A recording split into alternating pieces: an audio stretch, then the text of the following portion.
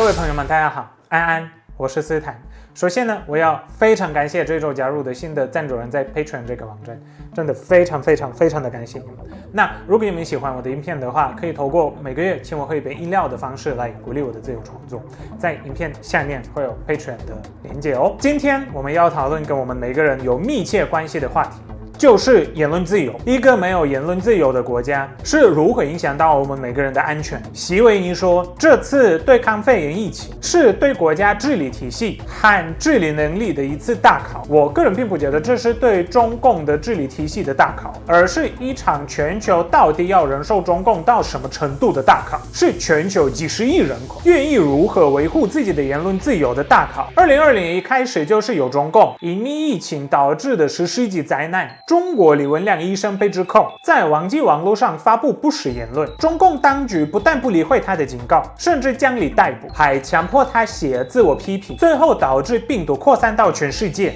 李文亮最后也得到了肺炎，留下太太与一父子。如果你们想都了解李医师的故事，有一部影片叫做《我不是吹哨者》，是以李医师故事为背景的短片，但角色是虚构的。影片下面会有连结哦。李文亮申请相信党，相信政府，但中共只记得为自己在打压人民的历史上又记上一笔。独裁政权一手掌握资讯，加上国内缺少独立媒体，只有党才能决定普通老百姓的知情权，导致这次的受害者不再止于中国人，而是全球。现在每个人都应该要理解，这个世界已经被改变，岁月静好是过去式。通常这句话是拿来形容中共国内那些不在乎国家大事的无知人民，而西方国家也变了。现在中国共产党对西方国家的新闻媒体的影响力也一步步加大控制，跨国企业与国际组织不敢也不能得罪中共，甚至为中共所控制，标榜自由发挥的自媒体平台也不敢得罪中共。言论自由俨然也已经开始受到监控。如果你还认为事不关己，你最好现在就清醒，并且要理解中共想要的是影响到全世界的每个角落，并且他已经在这条路上行动。你我的忽视跟无所作为会赋予他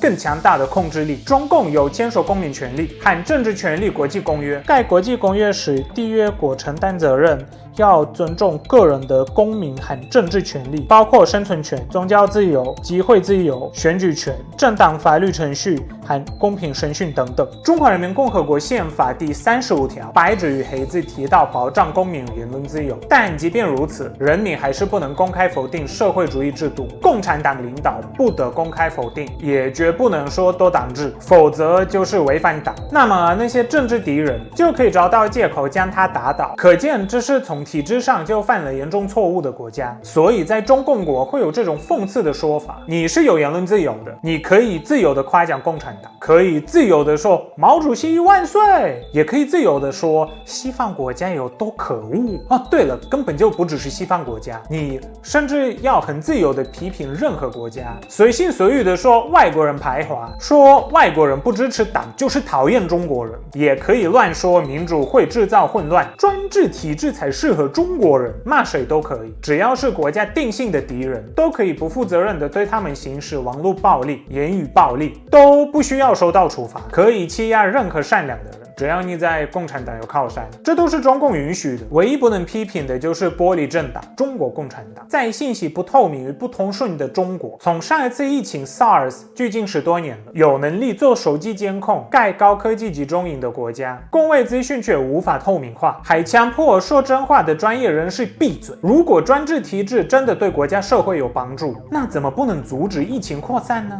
陈秋实律师也被消失了，还没回家。北京有再次爆发2次疫情，7个中共常委却演出了人间蒸发，抛弃北京市市民。你有看过哪一个民主国家的总统胆敢在疫情期间从政府里消失的吗？还有一个公开的秘密，就是中共高层个个都是厚脸皮、不认错的老家伙，他们最怕的就是被别人知道他们的无知无能。现在掌握中共最高权力的就是一群昏庸的政治老人。任何一个正常的国家都需要三权分立，政府的功能就是在失败政策发生时用肩膀撑起责任。不过在专制国家是不可能的，全民买单才是真的。在全中国只剩下马屁声的状况下，中共完全没有任何披露真相的管道，也完全不能接受任何的批判。那这样的后果是非常可怕。像是今年的大洪水，到底有冲倒多少个民房？还有多少个人死亡？除了被丢出来牺牲人头的地方官员，政治高层不用出来负责吗？不用为自己领导无能下台谢罪吗？当一个国家的政府听不见民间的申诉跟意见，任何提出问题的人都被当作是反对中国共产党言论的人，轻则被请喝茶软禁，重则被人民法庭宣判有期徒刑，或直接被动罹患精神病，并被送进精神病院。像是有位女士在两会期间，在北京要求中国实施真普选，就被关进精神病院。所以北京当局觉得精神正常的人都是神经病吗？那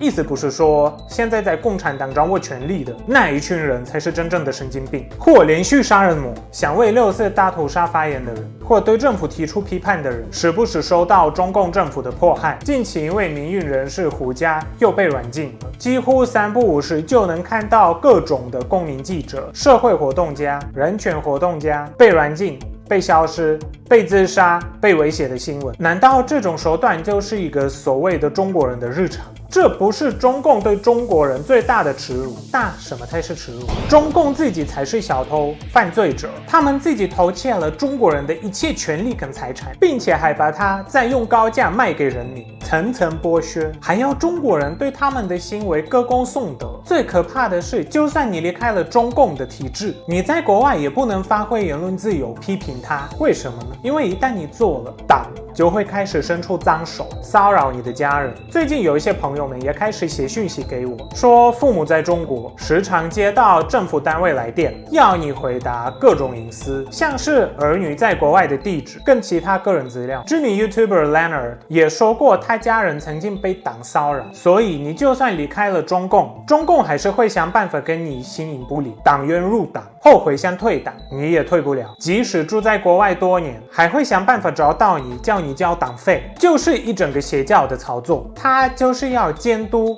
控管、骚扰、打压、迫害。无论你在哪，中共是一只有野望的长臂猿。除了中国人，他也心心念念的要把手伸到外籍人士、外国公司，那些应该要独立的国际组织上，打压台湾，打压香港，迫害宗教人士，要国际社会忽视中国人权问题。外籍人士在跨国企业工作也被监视，一旦公开支持香港抗议活动，就会被逼道歉。言论自由居然在自由国度被长臂猿管辖了。之前在 Zoom 安排的纪念天安门大屠杀的活动，居然能未经使用者同意就强制把账户封锁，而 Zoom 的理由是他们要符合参加活动的部分的人所在地的法律。因为有一些参与者来自中国，所以 Zoom 就可以把人权组织的账户给封锁了吗？一个总部在美国注册的公司居然要照着中共法律来办事，光天化日之下居然还会有这种荒唐的事。美国的法律不是美国的法律，居然是中共国的法律啊，这还不够可怕吗？这些例子都只是冰山一角。斯坦觉得中共已经在方方面面影响每个人的自由，连那些在中共被禁止的 App 如 Facebook、YouTube 跟 Twitter， 不止填供，还帮忙做起了言论审查。在这些财团的心中，只要能发中共财，就可以牺牲每个用户的言论自由。像 Google 前阵子还计划帮中共市场做一个有评比机制的搜寻引擎， Cisco 则帮中共建立防火长城。所以我们是时候该团结起来了，每个人都应该为那些还在被中共打压的人发声，因为这也是为自己发声。他们只是挡在我们之前承受中共的暴政。渴望民主与自由的中国人才是真正爱自己的民族的人，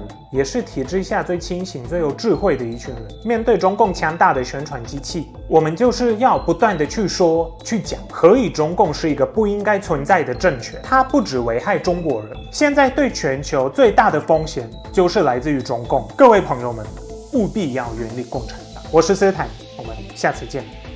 拜拜。